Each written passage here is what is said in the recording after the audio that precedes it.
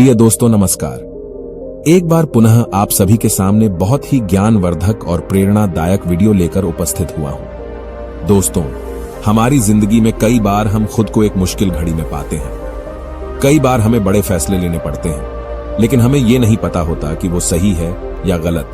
क्या उस फैसले का परिणाम हमारे जीवन में खुशियां लाएगा या मुसीबत। लेकिन कई बार हमारे पास सही निर्णय लेने की सुझाव नहीं होते और हम जल्दबाजी में फैसला कर लेते हैं, और उन फैसलों की वजह से हमारी जिंदगी सुखमयी हो सकती है या फिर हमारी जिंदगी नरक से भी बढ़कर हो सकती है।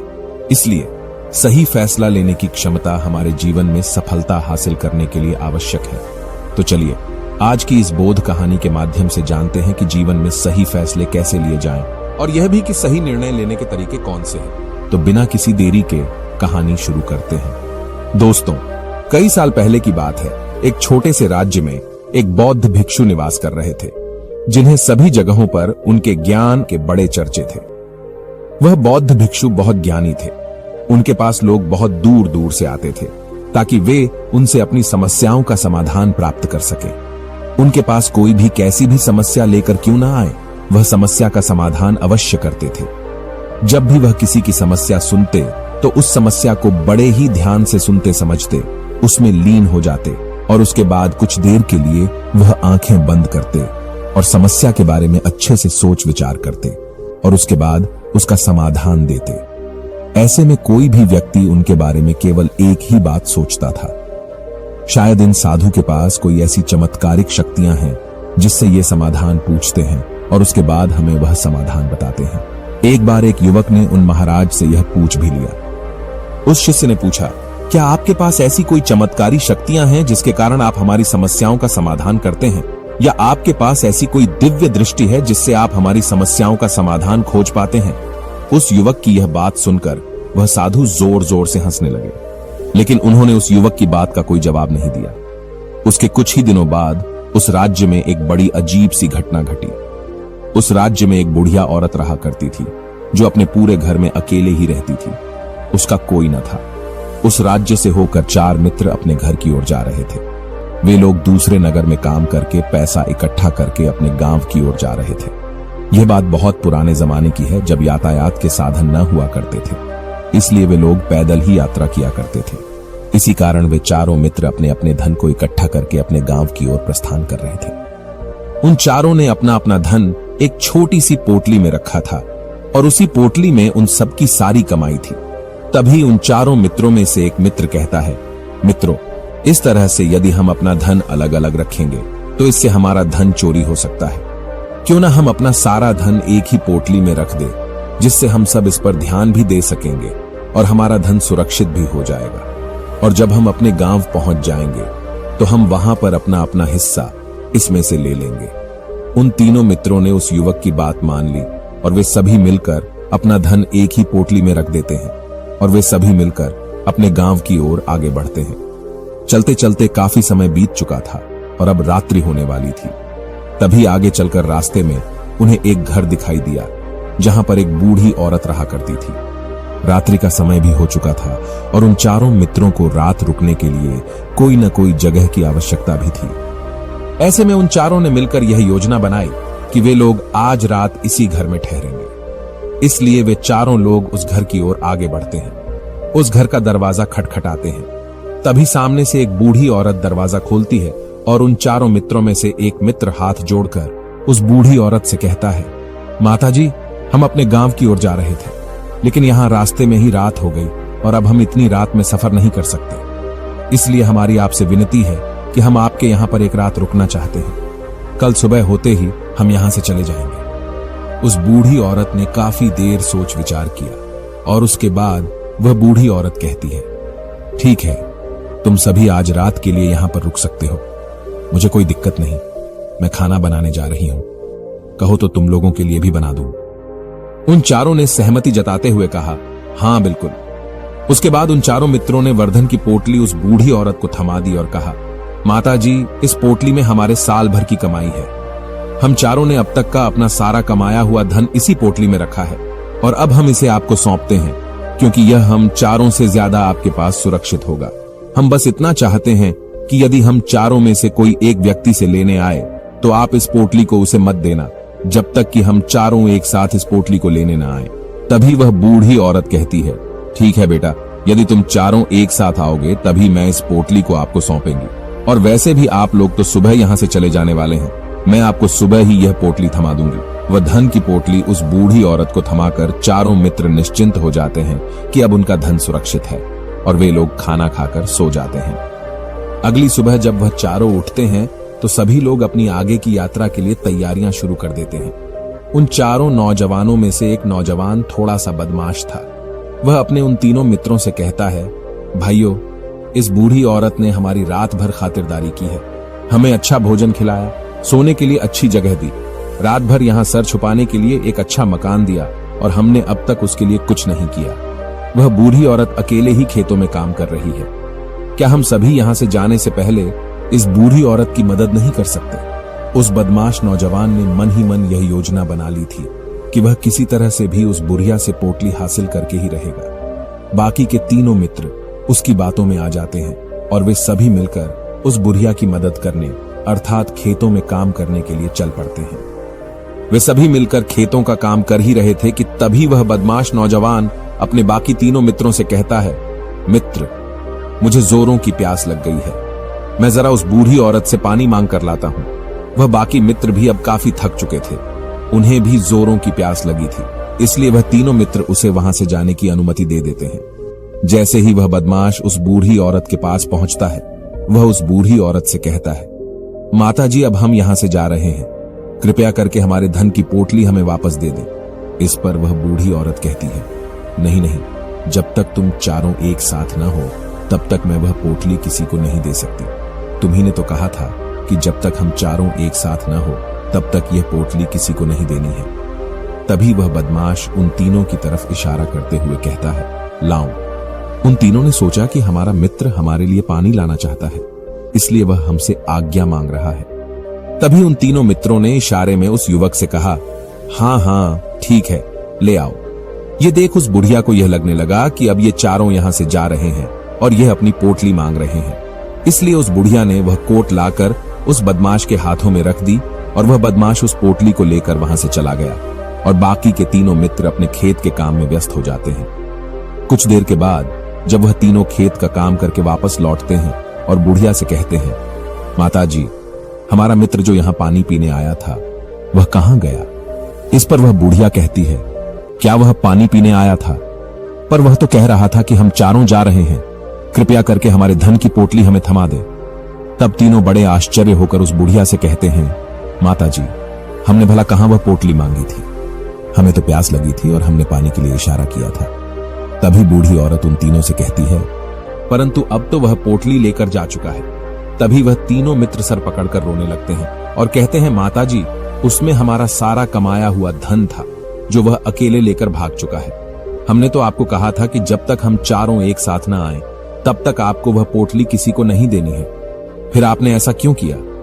इसमें आप ही की गलती है। हमने आपको उस पोटली की हिफाजत के लिए रखा था और आपने उसे एक ऐसे आदमी के हाथों में दे दिया जिसने हमारा सारा धन हमसे लूट लिया। हम बर्दाश्त नहीं करेंगे, हम राजा के पास जाएंगे और राजा से आपकी शिकायत करेंगे, न्याय की मांग करेंगे। अब तो इस बात का राजा ही फैसला करेंगे। तीनों नौजवान क्रोधित होकर राज दरबार में पहुंच जाते हैं और अपनी सारी समस्या उन राजा को बता देते हैं। जब वह राजा उन तीनों नौजवानों की बात ध्यानपूर्वक सुनता है तो वह तुरंत ही उस बुढ़िया को राज दरबार में पेश होने का आदेश देता है।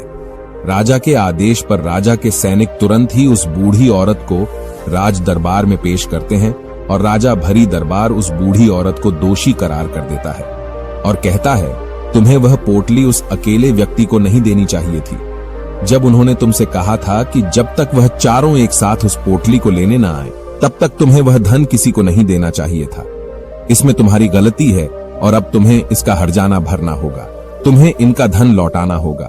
राजा का यह आदेश सुनकर बूढ़ी औरत फूट फूट कर रोने लगती है और राजा से मदद की गुहार लगाती है और कहती है, हे राजन, मैं तो एक बूढ़ी औरत हूं और मेरे पास इतना धन नहीं है और न ही मेरे घर में कोई ऐसा है जो धन कमाता हो। मेरे पास इतना धन नहीं कि मैं इनका धन लौटा सकूं।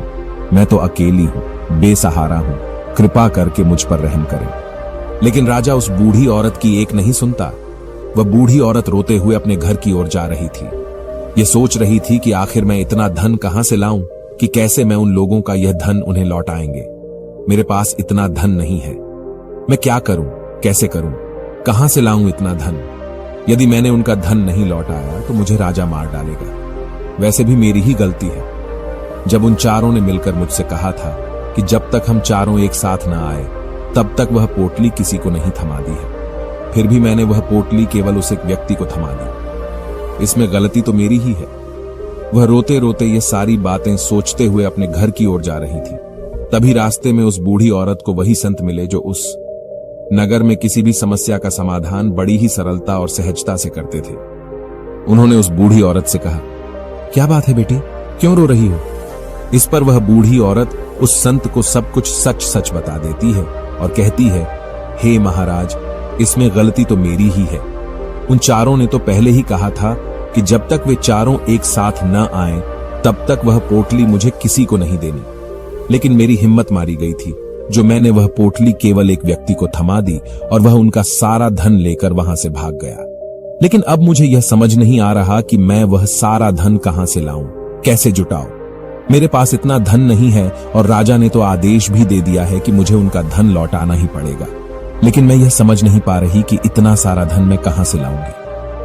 तभी बसंत उस बूढ़ी औरत से कहते हैं, शांत हो जाओ, मैं कोई ना कोई रास्ता जरूर निकाल लूंगा। इतना कहकर वह संत वहीं पर बैठ जाते हैं, ध्यान करने लगते हैं।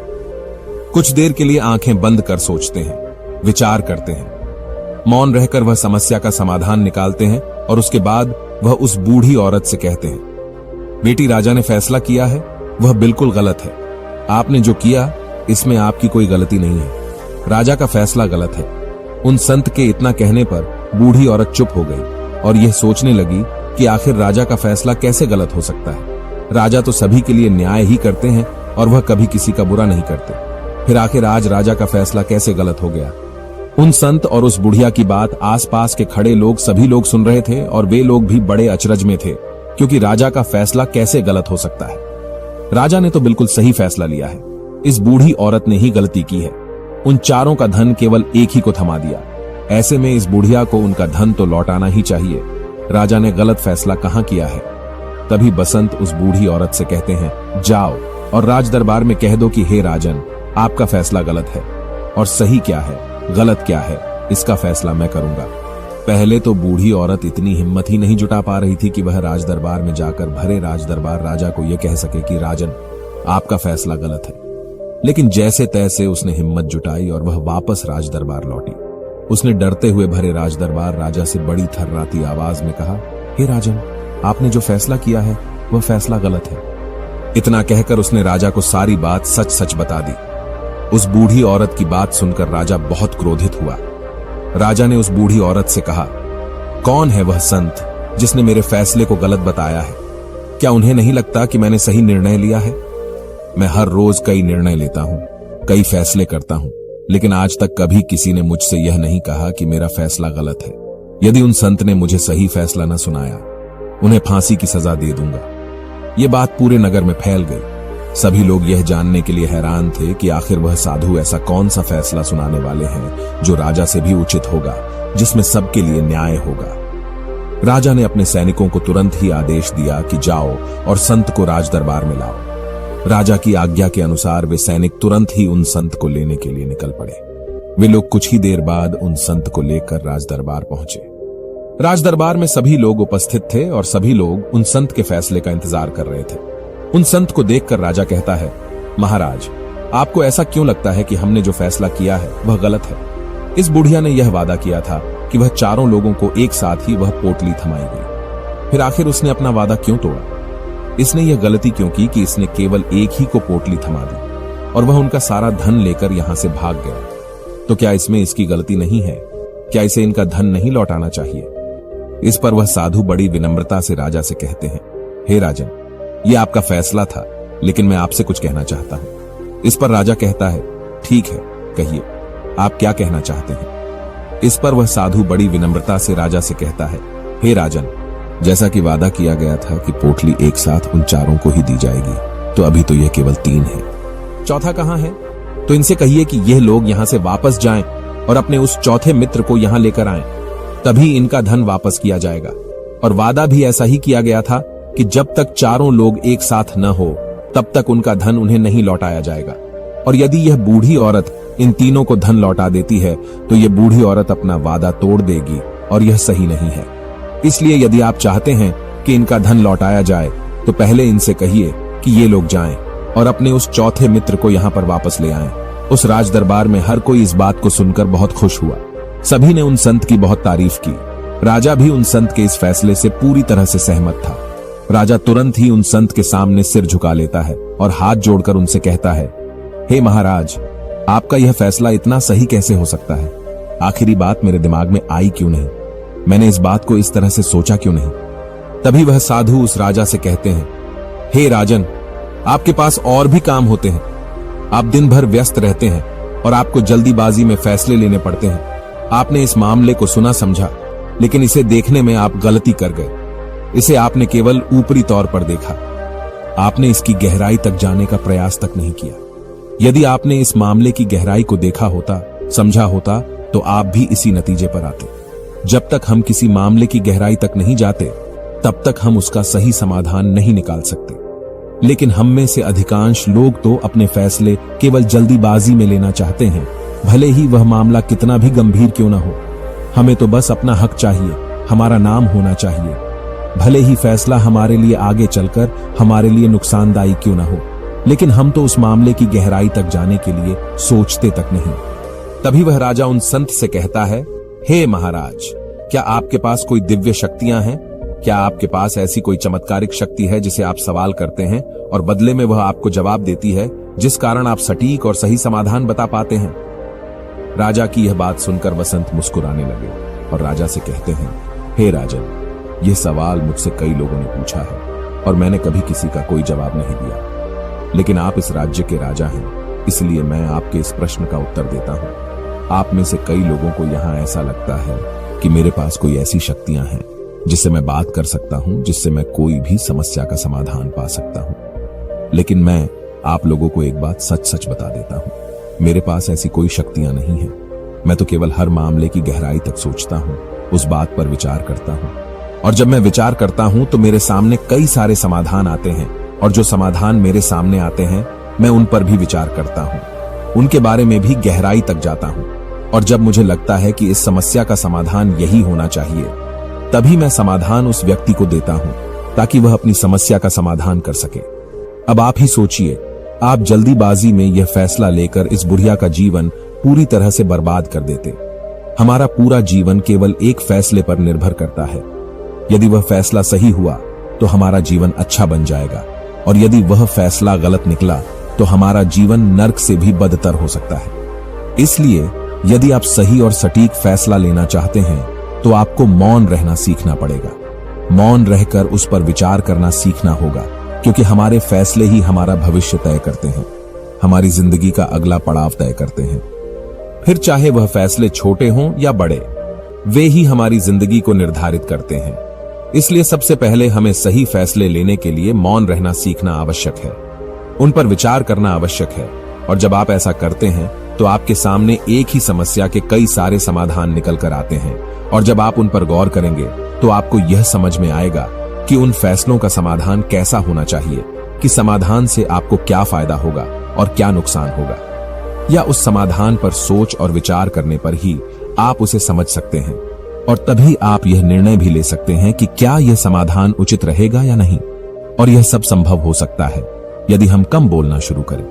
कम बोलने का अर्थ यह नहीं कि आप पूरी तरह से मौन हो जाएं। इसका अर्थ यह है कि आप भीतर से शांत हो जाएं, और जब आप भीतर से शांत होने लगते हैं तो आपका मन स्पष्ट होने लगता है, साफ होने लगता है, और आप किसी भी चीज पर सोच विचार कर सकते हैं। और जब आप भीतर से शांत होने लगते हैं तो आप ऊपर से भी कम बोलते हैं, और जब आप धीरे धीरे कम बोलने के आदी हो जाते हैं तो आप साफ और स्पष्ट तौर पर सोच और समझ पाते हैं।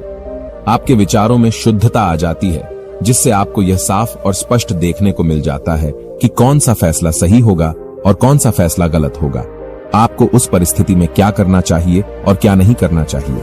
लेकिन हम में से अधिकांश लोग अपने आप को सही साबित करने के लिए, अपने आप को ऊंचा साबित करने के लिए अत्यधिक बोलते हैं, और इतना बोलते हैं कि हर कोई उनकी बातों को गंभीरता से नहीं लेता। उन्हें ऐसा लगता है कि मानो ज्यादा बोलना ही हमारे लिए हमारा शस्त्र है, लेकिन वह यह भूल जाते हैं कि वह अत्यधिक बोलकर मूर्ख बन रहे हैं। लोग हमारा मजाक बनाते हैं, हमें मूर्ख समझते हैं, हमसे दूर रहने लगते हैं, क्योंकि उन्हें हमारी बकबक अच्छी नहीं लगती।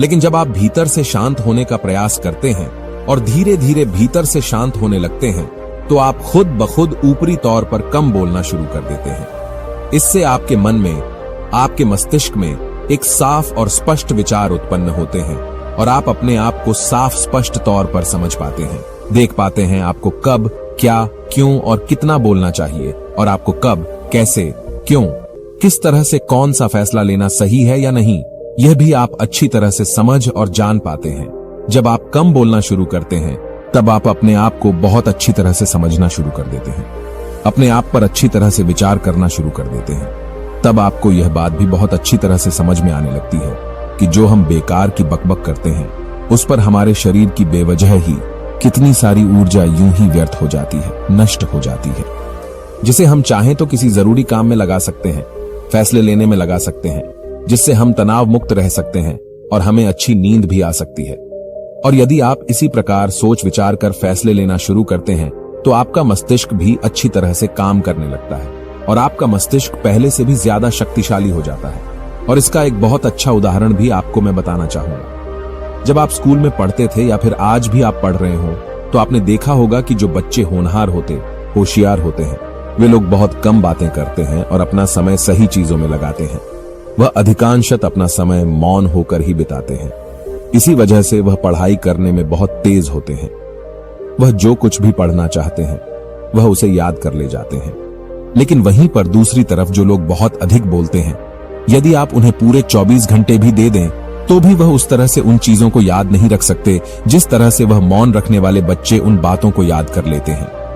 और महान चाणक्य ने भी यही कहा है कि जो व्यक्ति यह समझ जाता है कि उसे कब, कहां और कितना बोलना चाहिए, उस व्यक्ति को सफल होने से कोई नहीं रोक सकता। और आप इतिहास उठाकर देख सकते हैं, आज तक जो भी लोग महान हैं, जो लोग भी सक्सेसफुल बने हैं, उन लोगों की आदत बहुत कम बोलने की है। उनका पूरा ध्यान केवल अपने लक्ष्य पर होता है और अपना पूरा समय वह अपने लक्ष्य को पाने में ही लगा देते हैं। इसलिए आपको भी यह आदत अपने जीवन में उतारनी चाहिए। और कम बोलने का अर्थ यह नहीं कि आप ऊपर से कम बोलें, बल्कि आप भीतर से कम बोलिए, भीतर से शांत रहिए। यदि आप रोज इसका अभ्यास करते हैं, तो केवल कुछ दिनों में ही इससे होने वाले लाभ आपको आपके सामने नजर आने लगेंगे। दोस्तों, ये वीडियो आप सभी को कैसी लगी, कमेंट बॉक्स में जरूर बताइएगा। यदि अच्छी लगी हो तो वीडियो को लाइक और शेयर कर दीजिएगा और कृपया इस चैनल को सब्सक्राइब करें, ताकि मैं आपके लिए और भी ऐसी ही ज्ञान से भरपूर वीडियो लेकर आ सकूं। प्रिय दोस्तों, वीडियो को अंत तक देखने के लिए आप सभी का धन्यवाद।